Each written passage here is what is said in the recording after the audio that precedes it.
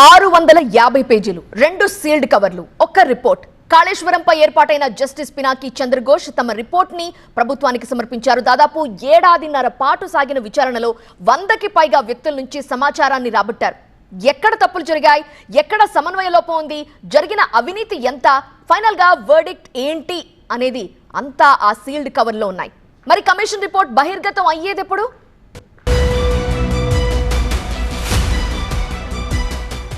కాళేశ్వరం కథ కంచికి చేరే టైం వచ్చింది.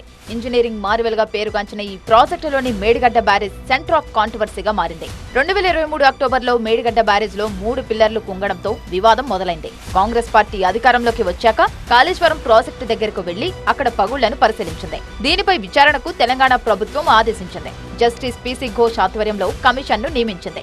దాదాపు ఏడాదిన్నర పాటు కమిషన్ విచారణ చేపట్టింది. మాజీ సీఎం కేసీఆర్ తో పాటు మాజీ మంత్రులు హరీష్ రావు, ఈటల రాజేందర్, ఇరిగేషన్ అధికారులు, ఇంజనీర్లతో కలిపి 119 మంది విచారణకు హాజరయ్యారు. మొత్తానికి 2024 మార్చి 14న ప్రారంభమైన విచారణ ఈ ఏడాది జూన్ వరకు నడిచింది. ఈ రోజు పిసి ఘోష్ కమిషన్ 650 పేజీల రిపోర్టును 2 సీల్డ్ కవర్లలో ప్రభుత్వానికి సమర్పించింది.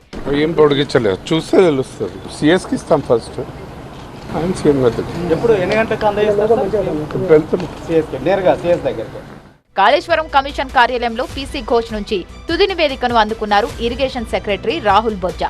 ఇప్పుడు రిపోర్ట్ ఇరిగేషన్ సెక్రటరీ నుంచి చీఫ్ సెక్రటరీకి, అటు నుంచి సీఎం కార్యాలయానికి వెళ్లనుంది. ప్రధానంగా 3 అంశాలపై ఫైనల్ రిపోర్ట్ ను సమర్పించినట్లు తెలుస్తోంది. డిజైన్ లో మార్పులు, నిర్మాణ లోపాలు, ఆర్థికపరమైన అంశాలను పొందుపరిచినట్లు తెలుస్తోంది. విజిలెన్స్ ఎన్ఫోర్స్మెంట్ రిపోర్ట్ ను పరిగణలోకి తీసుకున్నారు. నిబంధనలకు విరుద్ధంగా అధికారులు నిధులు విడుదల చేసినట్లు గుర్తించింది కమిషన్. అంతేకాదు, విచారణ సందర్భంగా ఐఏఎస్ అధికారులు చెప్పిన అంశాలపై ప్రత్యేక ప్రస్తావన ఉంది.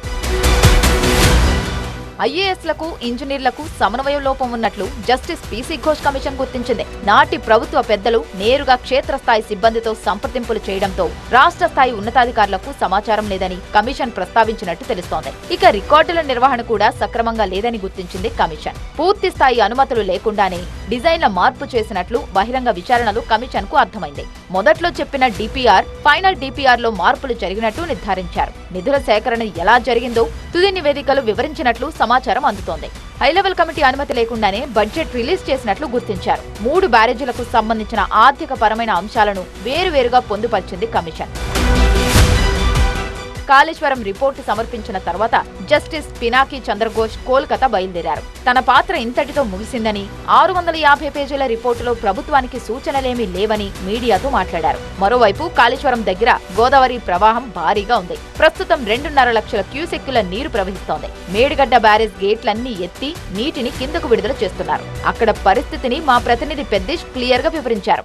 కాళేశ్వరం ప్రాజెక్టు గుండెకాయలాంటి మేడిగడ్డ బ్యారేజ్ పైన ప్రస్తుతం నేనున్నాను. సో ఎక్కడైతే ఈ బ్యారేజ్లో పిల్లర్లు కుంగాయో అదే లెఫ్ట్ సైడ్ కనిపిస్తున్నటువంటి ప్రాంతం 19, 20, 21, 22 ఈ 4 పిల్లర్ల మధ్య పిల్లర్లు కుంగాయి. ఇటువైపు మనకు లెఫ్ట్ సైడ్ చూస్తే కనిపిస్తుంది ఆ పిల్లర్లు కుంగిన ప్రాంతం. దాదాపుగా 1.5 మీటర్ డెప్త్తో అక్కడ కుంగినటువంటి ప్రాంతం ఇక్కడ కనిపిస్తున్నటువంటి దృశ్యాలు చూస్తే కనిపిస్తుంది. ఈ ప్రాంతంలోనే ఇక్కడ పిల్లర్లు కుంగాయి. ఇది 2023 అక్టోబర్ 21వ తేదీన ఈ ఇన్సిడెంట్ జరిగింది. మేడిగడ్డ బ్యారేజ్ పూర్తి సామర్థ్యం 16.17 టీఎంసీల వాటర్ ఇక్కడ స్టోరేజ్ చేసుకునేటువంటి సామర్థ్యం ఉన్నటువంటి అతి పెద్ద బ్యారేజ్ ఇది. అటువంటి బ్యారేజ్లో వాటర్ ఇక్కడ పడిన వాటర్ పూర్తిగా కూడా ఒక్క టీఎంసీని కూడా ఇందులో స్టోరేజ్ చేయవద్దు, పూర్తిగా దిగువకు విడుదల చేయాలని చెప్పి నేషనల్ డ్యామ్ సేఫ్టీ అథారిటీ సూచించింది. అయితే ఎన్డీఎస్సీఏ సూచనల మేరకే వాటర్ అంతా కూడా దిగువకు విడుదల చేస్తున్నారు. సో మనం కనిపిస్తుంది ఎగువ నుండి అటు ప్రాణహిత, గోదావరి నుండి వస్తున్నటువంటి వరద ప్రవాహంతో మొత్తం జల కళ సంతరించుకుంది. ఒకవేళ ఇక్కడ ఈ గేట్లు కనుక క్లోజ్ చేసి ఉన్నట్లయితే, ఈ 85 గేట్లు క్లోజ్ చేసి ఉన్నట్లయితే ఇదంతా కూడా ఒక సముద్రాన్ని తలపించేలా ఈ ప్రాంతం కనిపిస్తుంది. ఈ మేడిగడ్డ బ్యాక్ వాటర్ ఇదంతా ఇక్కడ స్టోరేజ్ ఉంటుంది. ఈ బ్యాక్ వాటర్ ద్వారా ఎగువన ఉన్నటువంటి కన్నెపల్లి పంప్ హౌస్ నుండి ఆ వాటర్ను లిఫ్ట్ చేసి గ్రావిటీ కెనాల్ ద్వారా అన్నారం పంప్ హౌస్కు లిఫ్ట్ చేశారు. అక్కడి నుండి సుందిల్లా పంప్ హౌస్కు లిఫ్ట్ చేశారు. ఇక్కడ పిల్లర్లు కుంగిన కారణంగా విచారణ కొనసాగుతుంది. ఈ క్రమంలోనే ఈ వాటర్ అంతా కూడా దిగువకు విడుదల చేస్తున్నారు. ఈ వాటర్ అంతా ప్రస్తుతం సముద్రం పాలవుతుంది. ఇక్కడ పిల్లర్లు కుంగిన ప్రాంతంలోనే మనకు చూస్తున్నటువంటి దృశ్యాలు చూస్తే కనిపిస్తే ఇక్కడ నుండి వాటర్ అంతా కూడా దిగువకు విడుదల చేస్తున్నారు. మొత్తం 85 గేట్లను కూడా పూర్తి స్థాయిలో ఓపెన్ చేసి ఉంచారు. 85 గేట్ల ద్వారా వాటర్ అంతా ఫ్రీ ఫ్లో అవుతుంది. ఇప్పటికీ మేడిగడ్డలో నీటిని నిల్వ చేయడం లేదు. దీనికి కారణం NDSA ఇచ్చిన రిపోర్టే. నీటి స్టోరేజ్ ఉండకూడదని, లేకపోతే ప్రాజెక్టుకే ప్రమాదమని చెప్పింది నేషనల్ డ్యామ్స్ సేఫ్టీ అథారిటీ. అయితే ఇప్పుడు PC ఘోష్ ఇచ్చిన రిపోర్టుని ప్రభుత్వం ఏం చేస్తుంది అనేది ఆసక్తికరంగా మారింది. వెంటనే కేబినెట్ భేటీ ఏర్పాటు చేసి రిపోర్టుని రివ్యూ చేస్తారా, లేకపోతే వర్షాకాల సమావేశాల వరకు ఆగి అసెంబ్లీలోనే నేరుగా చర్చిస్తారా అనేది తేలాల్సి ఉంది. ఈ రిపోర్ట్ ఆధారంగా ప్రభుత్వం ఎలాంటి విచారణకు ఆదేశిస్తుంది అనేది కూడా చాలా మంది ఆసక్తికరంగా ఎదురుచూస్తున్నారు.